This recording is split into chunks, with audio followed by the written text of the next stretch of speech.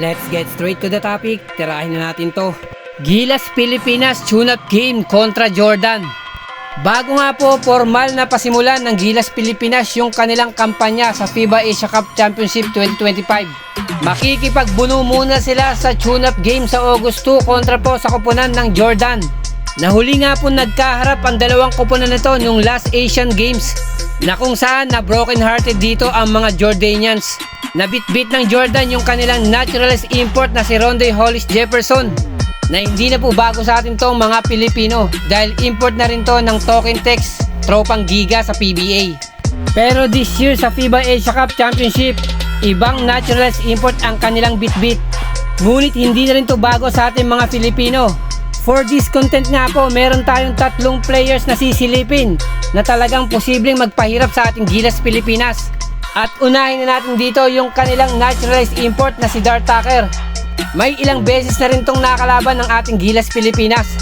Mayroon taas po na 6'4", isang Jordanian American. Nag-a-average po sa FIBA ng almost 16 points, almost 9 rebounds, 3.5 assists, at siya rin po yung may mataas na efficiency na 22.5 sa kanilang koponan. At siguradong babawi ito sa ating Gilas Pilipinas dahil nga natalo sila sa Asian Game at hindi siya yung kanilang naturalized import.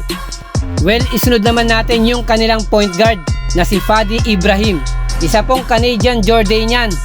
May taas na 6'3 bilang point guard.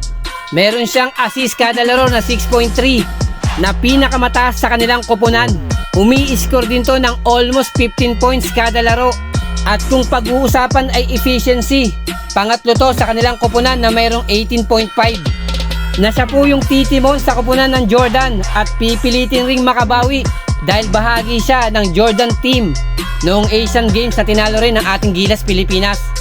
At yung pangatlong player na sinasabi ko, siya lang naman po ang tatayong pader ng Jordanian team kontra po sa ating Gilas Pilipinas.